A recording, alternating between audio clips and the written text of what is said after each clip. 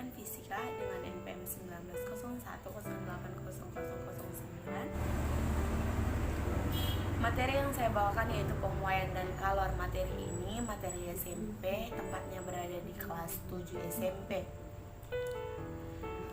Sebagai pendahuluan, sebelum kita memasuki materi ini, terlebih dahulu kita akan mempelajari tentang suhu. Semua zat menempati ruang, mempunyai massa dan dapat berada dalam wujud yang berbeda. Wujud zat bergantung pada suhu dari zat tersebut. Suhu adalah suatu besaran yang menunjukkan derajat panas dinginnya suatu benda dengan satuan suhu dalam satuan internasional yaitu Kelvin. Alat ukur suhu sendiri yaitu termometer. Wujud zat yang kita ketahui sampai saat ini, nggak tahu ya ke depannya berubah atau gimana, tapi sampai saat ini wujud zat ada 3, yaitu zat padat, zat cair, dan gas. Skala termometer. Dalam termometer kita akan menemukan 4 skala. Yang pertama itu skala Celcius, dilambangkan dengan derajat C. Skala Celcius diciptakan oleh Andreas Celsius, di mana titik didih menggunakan air yaitu 100 derajat Celcius dan titik S yang sedang mencair yaitu 0 derajat Celcius. Yang kedua, skala Reaumur dilambangkan dengan derajat R, diciptakan oleh Reaumur. Titik didih dari Reaumur menggunakan air yaitu 80 derajat Reaumur dan titik S yang sedang mencair yaitu 0 derajat Reaumur. Yang ketiga, skala Fahrenheit dilambangkan dengan derajat F. Skala Fahrenheit diciptakan oleh Daniel Fahrenheit dengan titik didih menggunakan air yaitu 212 derajat Fahrenheit dan titik S yang sedang mencair yaitu 32 derajat Fahrenheit. Yang keempat, skala Kelvin disimbolkan dengan K besar, diciptakan oleh Daniel Kelvin. Titik didih menggunakan air yaitu 373 K dan titik S yang sedang mencair yaitu 273 Kelvin. Yang selanjutnya, hubungan antara skala termometer Celcius, Reaumur, dan Fahrenheit serta Kelvin. Titik didih dari Celcius sendiri tadi dijelaskan 100 derajat Celcius dan titik bukunya 0 derajat Celcius serta pembandingnya adalah 5. Termometer Reaumur, titik didihnya 80 derajat Reaumur, bukunya 0 derajat Reaumur dan pembandingnya adalah 4. Termometer Fahrenheit, titik didihnya adalah 212 derajat Fahrenheit, titik bukunya adalah 30 derajat Fahrenheit dan pembandingnya yaitu 9. Serta termometer Kelvin, titik didihnya 373 K, titik bukunya 273 K dan pembandingnya yaitu 5. Perbandingan skala Celcius banding Reaumur banding Fahrenheit banding Kelvin yaitu C banding R banding F dikurang 32 banding K dikurang 273 sama dengan 5 dibanding 4 dibanding 9 dibanding 5. Sebagai catatan, pertambahan suhu atau perubahan suhu disimbolkan dengan delta T, dinyatakan dalam Celsius derajat bukan derajat Celsius karena 1 Celsius derajat yang setara dengan 1 K bukan 1 derajat Celsius setara dengan 1 K. Itu adalah salah. Yang selanjutnya kita masuk ke pokok materi kita yaitu pemuaian. Pemuaian yaitu pertambahan ukuran zat akibat adanya pemanasan. Pemuaian sendiri dapat terjadi pada zat cair, zat padat, dan zat gas. Setiap zat tersusun atas partikel-partikel yang berputar. Ada 3 pemuaian, yaitu pemuaian zat padat, pemuaian zat cair, dan pemuaian gas. Yang pertama, pemuaian zat padat. Pemuaian zat padat memiliki 3 jenis pemuaian. Yang pertama, pemuaian panjang. Dalam pemuaian panjang ini, pemuaian panjang dipengaruhi oleh koefisien muai panjang yang disimbolkan dengan alfa. Koefisien muai panjang sendiri adalah bilangan yang menyatakan seberapa besar pertambahan panjang suatu zat padat setiap satuan panjang jika suhunya naik 1 derajat Celcius. Secara matematis dirumuskan dengan alfa sama dengan delta L per L0 dikali delta T, di mana alfa itu koefisien muai panjang, delta L itu pertambahan panjang, L0 panjang awal, serta delta T perubahan suhu. Dari rumus alfa sama dengan delta L per L0 dikali delta T, maka diperoleh delta L sama dengan alfa dikali L0 dikali delta T, di mana delta L sendiri yaitu panjang akhir dikurang panjang mula-mula. Delta L sama dengan L dikurang L0 sama dengan alfa dikali L0 dikali delta T, maka panjang akhir sama dengan alfa dikali L0 dikali delta T ditambah L0, maka dapat disederhanakan menjadi panjang akhir sama dengan panjang mula-mula dikali alfa dikali delta T ditambah 1. Yang kedua, yang pemuaian yang terjadi pada zat padat yaitu pemuaian luas. Pemuaian luas akan dipengaruhi oleh koefisien muai luas yang disimbolkan dengan beta. Koefisien muai luas yaitu bilangan yang menyatakan seberapa besar pertambahan luas suatu zat padat setiap satuan panjang jika suhunya naik 1 derajat Celcius. Beta sama dengan delta A per A0 dikali delta T. Beta adalah koefisien muai luas, delta A yaitu pertambahan dari luas zat padat tersebut, A0 adalah luas mula-mula, delta T adalah perubahan atau pertambahan dari suhu. Sehingga dari rumus dapat diperoleh delta A sama dengan beta dikali A0 dikali delta T, dengan beta itu sama dengan 2 kali alfa, di mana delta A sama dengan luas akhir dikurang luas mula-mula. Berarti A dikurang A0 sama dengan beta dikali A0 dikali delta T, maka A sama dengan beta dikali A0 dikali delta T dikali A0, maka dapat disederhanakan menjadi A sama dengan A0 dikali beta dikali delta T ditambah 1. Dan pemuaian pada zat padat yang terakhir yaitu pemuaian volume. Pemuaian volume dipengaruhi oleh koefisien muai volume yang disimbolkan dengan gamma. Gamma sendiri atau koefisien muai volume itu sendiri yaitu bilangan yang menyatakan seberapa besar pertambahan volume suatu benda setiap satuan panjang jika suhunya naik 1 derajat Celcius. Secara matematis dapat dirumuskan dengan gamma sama dengan delta V per V0 dikali delta T, menjadi delta V sama dengan gamma dikali V0 dikali delta T, dengan gamma sendiri yaitu 3 kali alfa, di mana delta V sendiri yaitu V dikurang V0. Jadi dapat kita rumuskan yang delta V sama dengan gamma dikali V0 dikali delta T itu kita buat persamaan 1, dan V dikurang V0 itu kita buat persamaan 2. Jadi delta V1 sama dengan delta V2, berarti V dikurang V0 sama dengan gamma dikali V0 dikali delta T, berarti V sama dengan gamma dikali V0 dikali delta T tambah V0, berarti V sama dengan V0 dikali gamma dikali delta T ditambah 1. Yang selanjutnya pemuaian pada zat cair. Sifat zat cair yaitu selalu mengikuti wadahnya, sehingga zat cair hanya memiliki muai volume. Persamaan untuk muai volume pada zat cair sama dengan persamaan muai volume pada zat padat. Yang jadi pertanyaan, pernahkah kalian memasak atau memanaskan air? Lalu, pernahkah Anda melihat air tersebut tumpah dari wadahnya ketika dipanaskan pada suhu tertentu? Hal ini terjadi karena pemuaian volume zat cair lebih besar daripada pemuaian volume pada zat padat untuk kenaikan suhu yang samanya. Jadi gini, dalam suhu yang sama itu muai volume pada zat cair itu lebih cepat atau lebih besar daripada muai volume yang terjadi pada zat padat.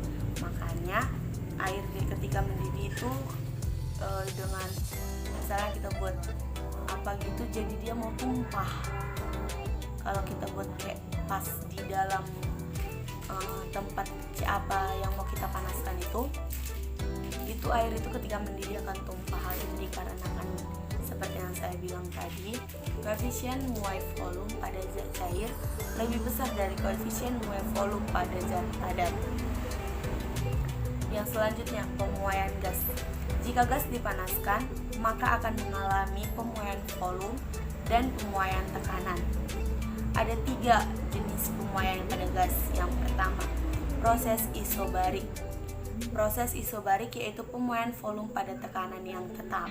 Di situ ada 2 gambar. Untuk gambar yang A, gas di dalam ruang tertutup dengan tutup yang bergerak bebas. Gambar yang B, gas di dalam ruang tertutup tersebut dipanasi dan ternyata volume gas memuai sebanding dengan suhu mutlak, sehingga secara matematis dirumuskan dengan V per T sama dengan tetap, atau seperti yang sudah tertera, V1 per T1 sama dengan V2 per T2. Yang selanjutnya, proses isokorik atau pemuaian tekanan pada volume tetap. Di situ ada gambar. Di gambar itu menjelaskan bahwa gas di dalam ruang tertutup rapat sedang dipanasi. Jika pemanasan terus dilakukan, maka dapat terjadi ledakan. Misalnya kalau kita memasak air di dalam suatu wadah, kalau kita terus, biarpun air itu udah mendidih, kita terus memanasinya, nggak kita matiin, kan lama kelamaan air itu akan habis. Tapi kalau tetap tidak kita matikan apinya, maka yang akan terjadi adalah ledakan. Kenapa hal itu dapat terjadi? Karena selama proses pemanasan, tekanan gas dalam ruang tutup terus-menerus memuai. Pemuaian tekanan gas tersebut sebanding dengan kenaikan suhu gas. Jadi, pada volume tetap, tekanan gas sebanding dengan suhu mutlak gas. Sehingga secara matematis dapat dirumuskan P per T sama dengan tetap, atau P1 per T1 sama dengan P2 per T2. Dan proses yang terakhir yaitu proses isotermis atau pemuaian volume gas pada suhu yang tetap. Di situ terdapat 2 gambar. Gambar yang A menjelaskan gas di dalam ruang tertutup dengan tutup yang dapat digerakkan dengan bebas. Gambar B menjelaskan bahwa pada saat tutup tabung digerakkan secara perlahan-lahan agar suhu gas di dalam tabung tetap, maka saat volume gas diperkecil, ternyata tekanan gas dalam tabung bertambah besar. Dan apabila volume gas diperbesar, ternyata tekanan gas dalam tabung mengecil.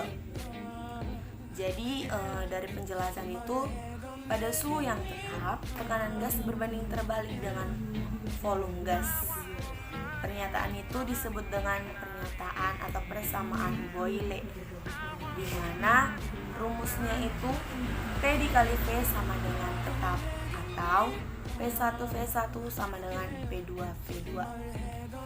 Tetapi jika pada proses pemuaian gas terjadi dengan tekanan berubah, volume berubah, dan suhunya juga berubah, maka persoalan atau permasalahan tersebut dapat diselesaikan dengan persamaan hukum Boyle-Galiusak, yaitu yang dirumuskan dengan PV per T sama dengan tetap, atau P1V1 per T1 sama dengan P2V2 per T2.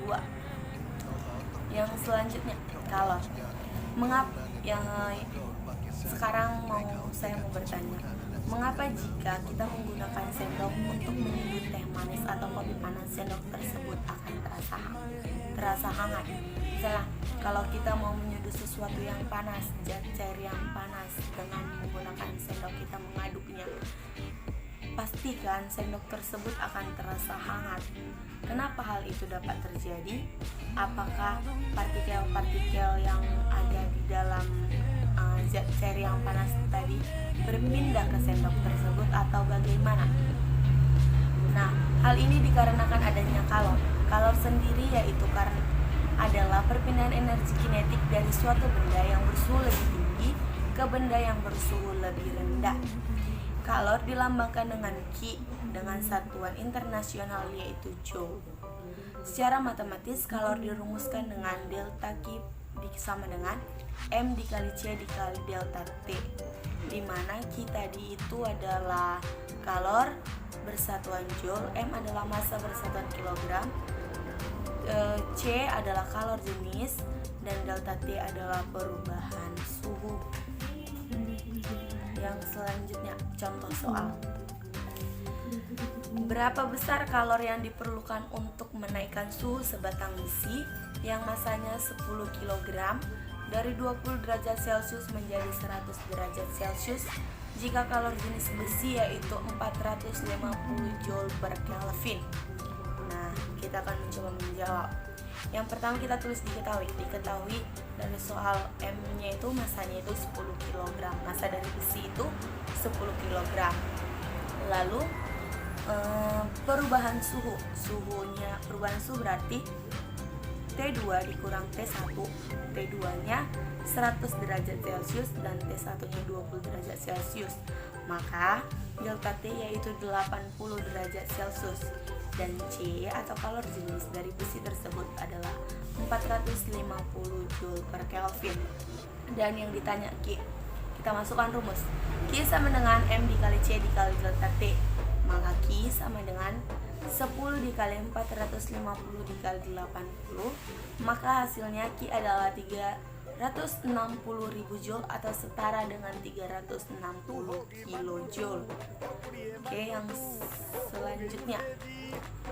Nih, ada gambar.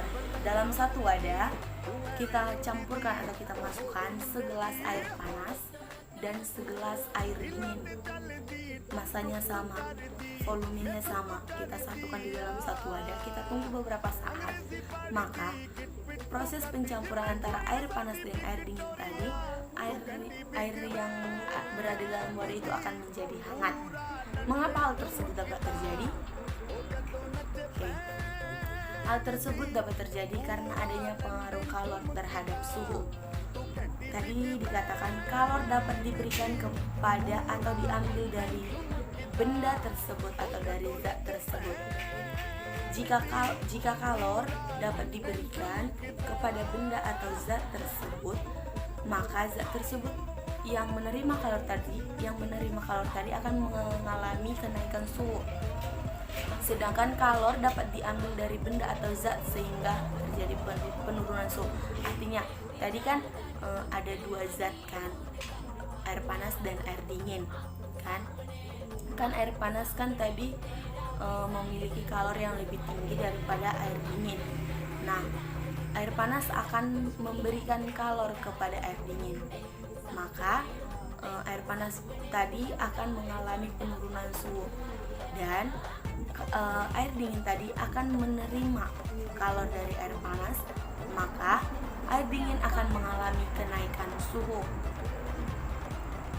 Yang selanjutnya, kalor jenis dilambangkan dengan C kecil. Ingat, kalor jenis selalu dilambangkan dengan C kecil. Kalor jenis yaitu kalor yang diperlukan atau dilepaskan untuk menaikkan atau menurunkan suhu 1 kg suatu zat sebesar 1 derajat Celcius. Satuan dari kalor jenis yaitu Joule per kilogram Kelvin. Secara matematis, kalor jenis sama dengan delta Q per M dikali delta T. Maka delta Q kembali ke rumus awal, delta Q sama dengan M dikali C dikali delta T. Yang kedua, kapasitas kalor dilambangkan atau disimbolkan dengan C besar. Jangan terbalik-terbalik ya.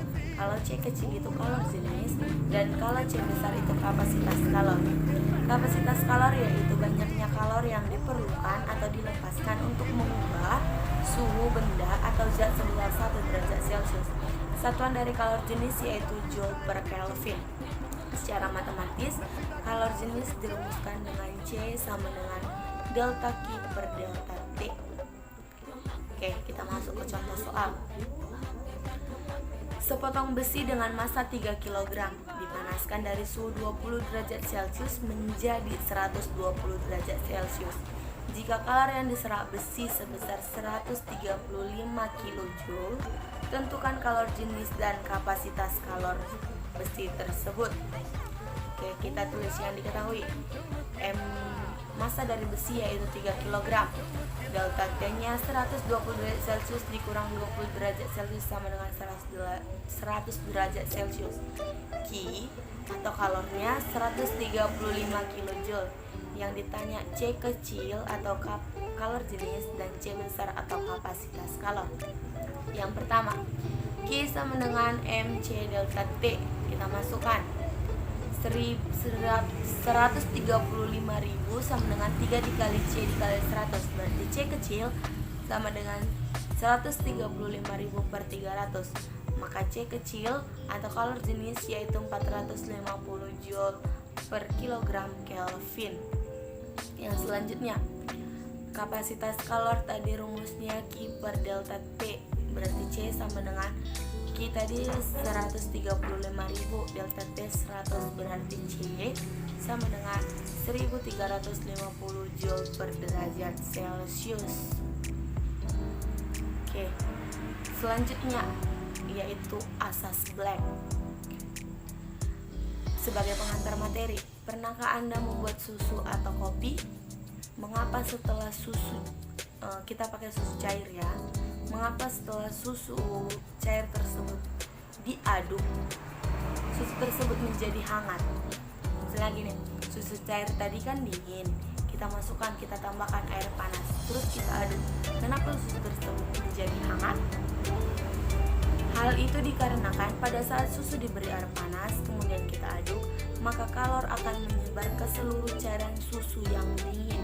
Seperti yang sudah dijelaskan, kalor tadi yaitu perpindahan energi dari zat atau benda yang bersuhu lebih tinggi ke zat atau benda yang bersuhu lebih rendah. Yang selanjutnya, suhu akhir dari proses pencampuran susu dan air panas tadi disebut dengan suhu termal atau suhu kesetimbangan. Kita kembali ke awal. Kalor merupakan energi yang dapat berpindah. Hal ini sesuai dengan yang dikemukakan oleh Joseph Black. Sehingga Joseph Black mengemukakan hukum yang berbunyi kalor yang dilepaskan oleh zat bersuhu panas sama dengan kalor yang diterima oleh zat yang bersuhu dingin. Bunyi dari hukum ini sering disebut dengan asas Black. Jadi secara matematis dari bunyi tersebut dapat dirumuskan dengan Q lepas atau kalor lepas sama dengan kalor terima.